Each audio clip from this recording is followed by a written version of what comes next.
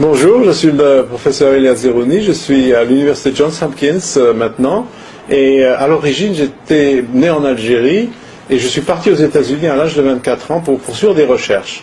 Et ce qui m'intéressait à l'époque, c'est parce que j'étais très fort en mathématiques et en physique, c'était de découvrir des méthodes pour imager le corps humain, imager la biologie, et j'avais des idées un peu folles.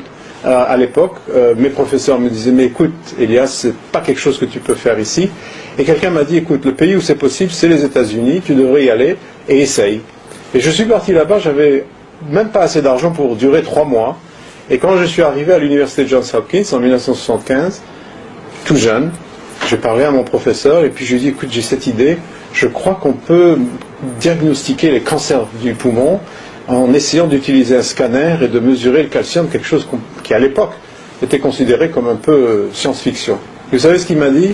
Il m'a dit, tiens, j'ai jamais entendu cette idée, ben écoute, pourquoi pas? Et c'est un peu cette idée-là du pourquoi pas qui est possible aux États-Unis, alors que quand j'étais ici, c'était surtout, mais pourquoi tu veux faire ça?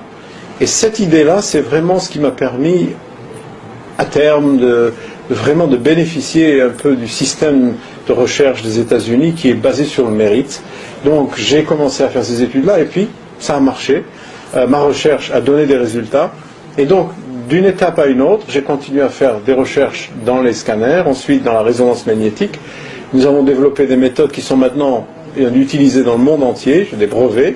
Et ce qui a vraiment été étonnant d'après moi, c'est qu'il n'y avait pas vraiment de plafond de verre. Au fur et à mesure, avec les succès scientifiques que j'avais connus, les succès en tant que médecin, traitant dans l'université Johns Hopkins et son hôpital, j'ai commencé à être connu, si vous voulez, aux États-Unis, et jusqu'au point où je suis devenu directeur de mon département, ensuite doyen à la faculté de médecine, et un beau jour, j'étais élu à l'Académie de médecine, l'Institut de médecine, et puis d'une chose à l'autre, on m'a demandé de devenir directeur de l'Institut national de la santé des États-Unis, qui est le plus gros institut de recherche au monde, avec un budget de 30 milliards de dollars. J'aurais jamais pensé que, venant d'Alger, j'aurais fini dans ce poste-là. Et ça, c'est pas mon mérite, c'est vraiment, ça dit quelque chose sur les valeurs des États-Unis en ce qui concerne le mérite, la science, la technologie. Et c'est pour ça que maintenant, je suis l'envoyé spécial du président pour essayer justement de partager ces valeurs et de dire à tous les enfants du monde, pourquoi pas.